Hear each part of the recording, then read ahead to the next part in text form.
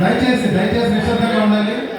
దీని తర్వాత సతీష్ గారు సిద్ధంగా ఉన్నారు పాట పాడడానికి. సతీష్ గారు తర్వాత నవ్వుతూ ఉండాలి, నవ్విస్తూ ఉండాలని చెప్పాను. నవ్వేవాడు హ్యాపీ పడు, నవ్వించేవాడు నవ్వితే హ్యాపీ, నవ్వకపోతే మీకు నవ్వేవాడు ఆరోగ్యవంతుడు, నవ్వించేవాడు అదృష్టవంతుడు. మీరు ఆరోగ్యవంతుడు ప్లేస్లో ఉంటారు, నవ్వించే ప్లేస్లో ఉన్నాం. ఓకే, మా ఇంట్లో ఈ ప్రపంచంలో నవ్వేనంటే నవ్వేనండి. అందుకే ప్రతి ఒక్కరు నవ్వుతూ ఉండాలి, నవ్విస్తూ ఉండాలి అనేది నేను ఎప్పుడూ నారాయణ చెప్తుంటాను.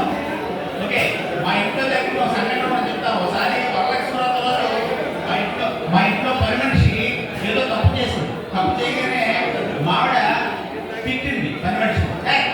ఏదో తెలుసుకున్నా మీ భాష పని మనిషి చెప్తాను. తిట్టగానే వెంటనే పని మనిషి ఉంది, అమ్మగారు నన్ను అలా తిట్టకండి, పని ఉండడానికి నేనేం అయ్యగారు కాదు. ఇలా బయటపడిపోతాను. పక్కింటి ఆవిడ వచ్చింది, బట్టలు చూసింది. అన్ని చూసి ఏంటి లీలాకుమారి గారు మీ బట్టలు తలతలా మెరిసిపోతున్నాయి, ఒకసారి మీ చాకలి మా ఇంటికి పంపించాను. నువ్వు ఊరుకోవచ్చు కదా. లేదంటే మా ఆయన వేరే ఇంటికి ఎంత చాలా సిగ్గాను.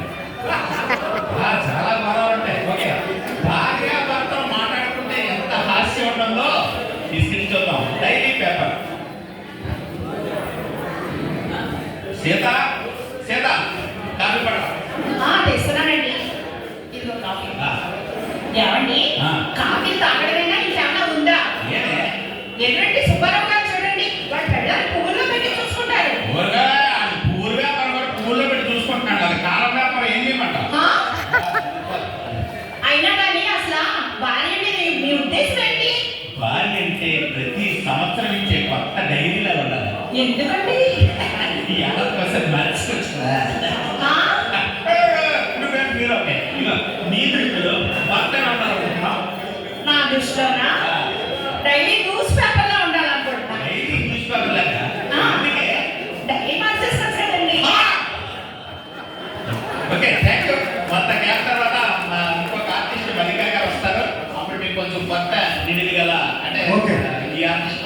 Okay, thank you so much అండి. మళ్ళీ కలుద్దాం. ఇప్పుడు